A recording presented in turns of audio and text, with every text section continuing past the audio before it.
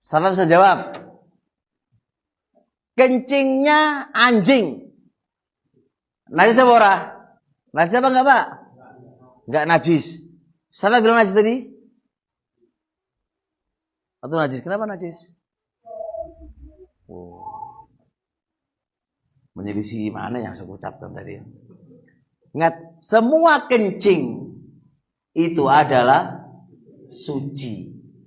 Kencing opo wae suci. Udah? Kenapa? Al aslu fil asya'i thaharah. Kaidah asal di dalam segala sesuatu itu adalah suci. Itu kaidah. Sudah kita dengarkan penjelasan dari Ustadz Wahabi ini mengatakan bahwa asal dari segala sesuatu itu adalah suci. Kemudian dia itu menyontohkan kencing anjing itu hukumnya suci. Pokoknya ada kencingnya apapun, kencingnya manusia, kencingnya anjing, itu dihukumi suci berdasarkan kaidah al-aslu fil asya atau harah, kata orang Wahabi itu. Padahal kalau kita mau mempelajari di madhab al-Imam Asy-Syafi'i, beliau itu sangat tegas mengatakan bahwa baulul kalbi itu najasun. Kencingnya anjing itu dihukumi najis. Bahkan tidak ada perbedaan antara hayawan yang bisa dimakan dagingnya ataupun hayawan yang haram dimakan dagingnya seperti anjing. Ini semuanya dihukumi najis. Kami ingin menanggapi kaidah yang dibacakan oleh Wahabi barusan. Semua contoh yang ditampilkan oleh ulama ketika menjelaskan kaidah al-aslu fil asya itu atau harah, semua contohnya adalah benda-benda yang suci asalnya. Seperti baju, seperti sajadah, dan lain sebagainya. Tidak ada ulama yang mencontohkan dalam kaidah al-aslu fil asya atau haro itu kemudian mencontohkan anjing. Karena hukum asal anjing itu memang sudah najis. Tidak bisa kita kaitkan dengan kaidah al-aslu fil asya atau haro.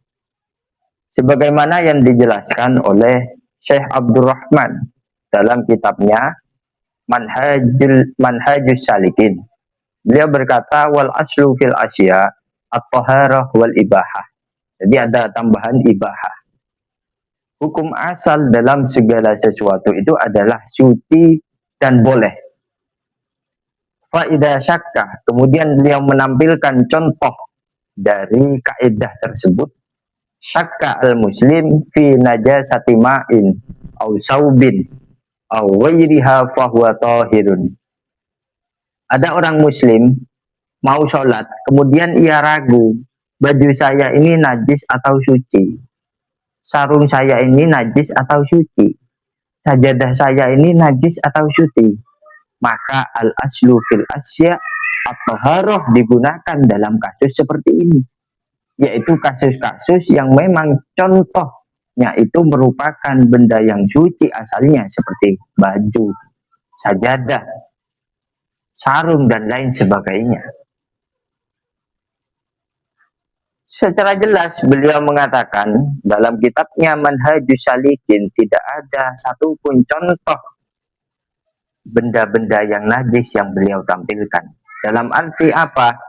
Ketika Ustadz Wahabi ini mengatakan bahwa air kencing anjing itu suci berdasarkan kaidah al-aslu fil asya at-taharah wal ibahah, ini tidak sinkron dengan apa yang dijelaskan para ulama. Para ulama ketika menjelaskan kaidah tersebut, ulama menampilkan benda-benda yang suci, bukan benda-benda najis seperti kencingnya anjing yang disampaikan oleh Ustadz Wahabi tersebut. Apa asal dari kok bisa di madhab Syafi'i itu menghukumi kencingnya anjing itu najis? Asalnya apa? Ada hadisnya enggak? Misalnya orang Wahabi itu kalau gak terima dengan satu pendapat, biasanya tanya dalil. Dalilnya ada enggak kalau air kencingnya anjing itu dihukumi najis? Dalilnya ada. Wal aslu fi najasatil kalbi ma ruwiya an Muslim. Di dalam kitab Hasyiah Al-Qulyubi, asal ataupun dasar mazhab Al-Imam Syafi'i berpendapat bahwa anjing itu najis adalah hadis tahuru ina ahadikum idza wuligha fihi al-kalbu ayyusila sab'a marratin ulahunna biturab ay mutahhirun.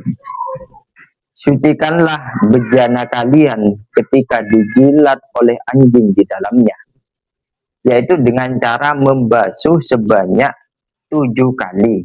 Salah satunya dicampuri dengan debu yang suci mensucikan. Hadis ini mengatakan bahwa kalau ada bejana, kemudian dijilat oleh anjing, basuh sebanyak 7 kali, dicampur dengan debu salah satunya.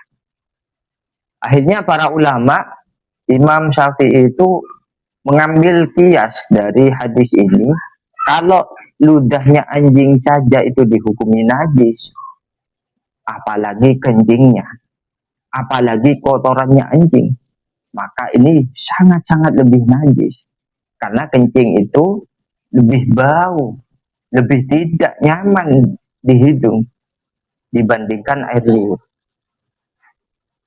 Sehingga para ulama mengambil kias dari hadis ini bahwa hukum air kencingnya anjing itu adalah najis. Kalau air liurnya najis, apalagi air kencingnya anjing, ini tambah najis mestinya kalau kita mau berpikir secara nalar kias di dalam mazhab Al-Imam Syafi'i. Mungkin hanya itu saja. Kurang lebihnya mohon maaf. Assalamualaikum warahmatullahi wabarakatuh.